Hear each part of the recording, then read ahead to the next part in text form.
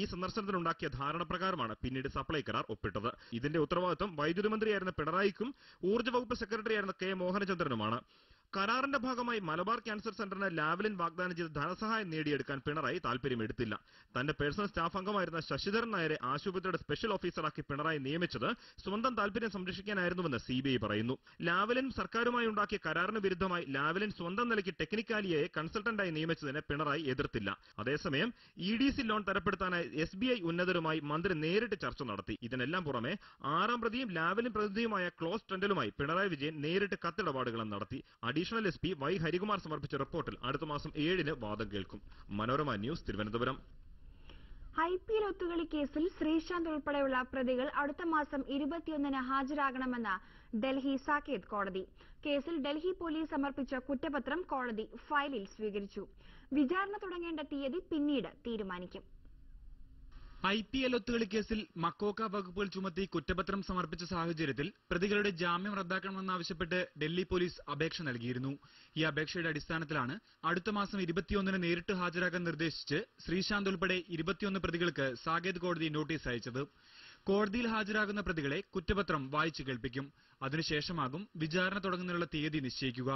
തിഹാർ ജയിലിൽ ജുഡീഷ്യൽ കസ്റ്റഡിയിൽ കഴിയുന്ന രാജസ്ഥാൻ റോയൽസ് മുൻ താരവും കേസിലെ 8ാം പ്രതിയുമായ അജിത് ചാന്ദില ഉൾപ്പെടെ 8 പേർക്ക് കുറ്റപത്രത്തിന്റെ പകർപ്പ് കൈമാറി. ചാന്ദില നൽകിയ ജാമ്യാപേക്ഷ കോടതി അടുത്ത മാസം 7-ന് പരിഗണിക്കും. കേസിൽ ആകെയുള്ള 39 പ്രതികളിൽ ദാവൂദ് ഇബ്രാഹിമും ചോട്ടാ ഷക്കീലും ഉൾപ്പെടെ 10 പേരെ കൂടി പിടികിട്ടാനുണ്ട്.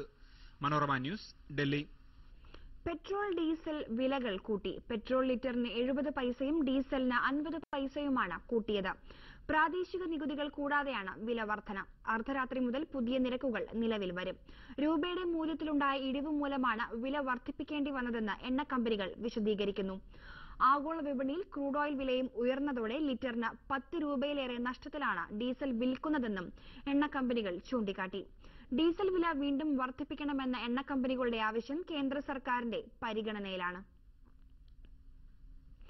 സൌദിയിൽ പ്രാദേശിക ഹജ്ജ് തീർത്ഥാടകരുടെ എണ്ണം 50% വെട്ടിക്കുറച്ചു. സ്വദേശികളും വിദേശികളുമടക്കം 1,04,000 പേർക്ക് മാത്രമേ ഇത്തവണ ഹജ്ജ് നിർവഹിക്കാൻ അനുമതിയുള്ളൂവെന്ന് ഹജ്ജ് മന്ത്രാലയം വ്യക്തമാക്കി. വിദേശ തീർത്ഥാടകർക്ക് മുൻഗണന നൽകുന്നതിനാണ് ആഭ്യന്തര തീർത്ഥാടകരുടെ എണ്ണം ഗണ്യമായി കുറച്ചതെന്നും അധികൃതർ സൂചിപ്പിച്ചു. കഴിഞ്ഞ വർഷം 2,08,000 പ്രാദേശിക തീർത്ഥാടകർക്കായിരുന്നു അനുമതി. അബുദാബി കോർണിഷ് തീരങ്ങളിൽ യന്ത്രവൽകൃത പവർ ബോട്ടുകളിലും ജെറ്റ് സ്കീകളിലുമുള്ള അഭ്യാസ പ്രകടനങ്ങൾക്കും സഞ്ചാരത്തിനും നിരോധനം ഏർപ്പെടുത്തി. പൊതുജനങ്ങൾ കുളിക്കുകയും നീന്തുകയും ചെയ്യുന്ന മേഖലകളിലാണ് നിരോധനം. അബുദാബി കോർണിഷിനും ലുലു ഐലൻഡിനും ഇടയിലുള്ള കായലിലും